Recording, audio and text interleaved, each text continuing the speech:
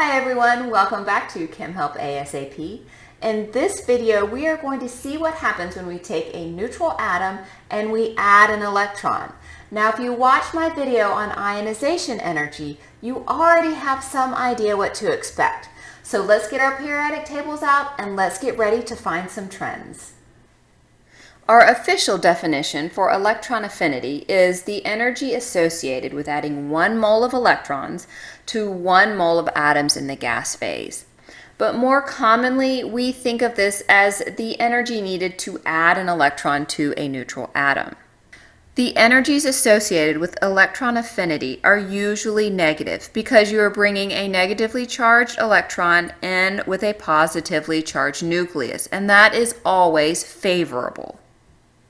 Now, the trends in electron affinity are not as regular as ionization energy. There are quite a few exceptions. However, we can still draw general trends, and our general trend is to increase or become less negative as we move down the periodic table.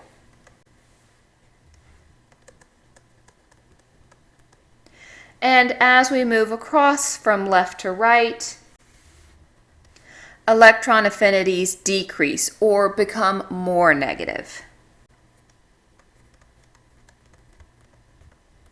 So electron affinities become less negative as you move down the periodic table because it is more difficult to add that electron. Remember, as the atoms get bigger and they have more core electrons, that nucleus is shielded more.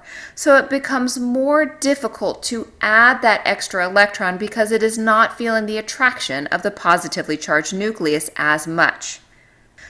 Now, the groups where we really see this trend are groups 1 and 17. Other groups, the trend is a little less clear-cut. Now, what about our trend moving across the periodic table from left to right? So the energies are becoming more negative, meaning that more energy is released, which shows the reaction is more favorable to adding an electron. This is again due mostly to shielding. As we're adding electrons, we are also not adding extra shielding because we are not adding core electrons. So that electron that you're adding feels the attraction of the nucleus more. Two things I want to note. When we look at the halogens, or group 17, we see a big jump in electron affinity, meaning adding the electron becomes very favorable. So let's look at the valence electrons in chlorine.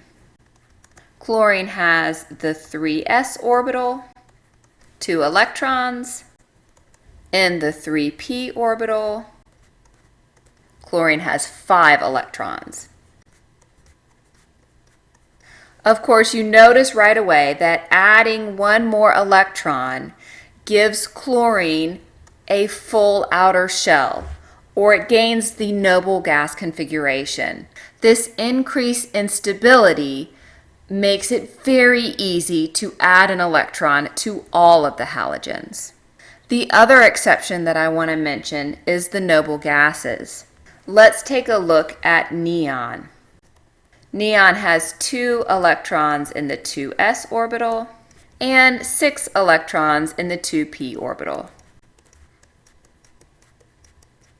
When I add an electron to neon, it must put that electron in the 3s orbital. So it must add a shell, and it also loses the stability that it had with the full octet. The loss of that stability makes it much more difficult to add that extra electron to the noble gases. Even though electron affinity trends are not quite as predictable as ionization energy, they still give us a better understanding of the nature of the atom. We can see how difficult it is to add an electron to the noble gases, and we understand better how stable that full outer shell is. Atoms absolutely resist getting away from that full outer shell.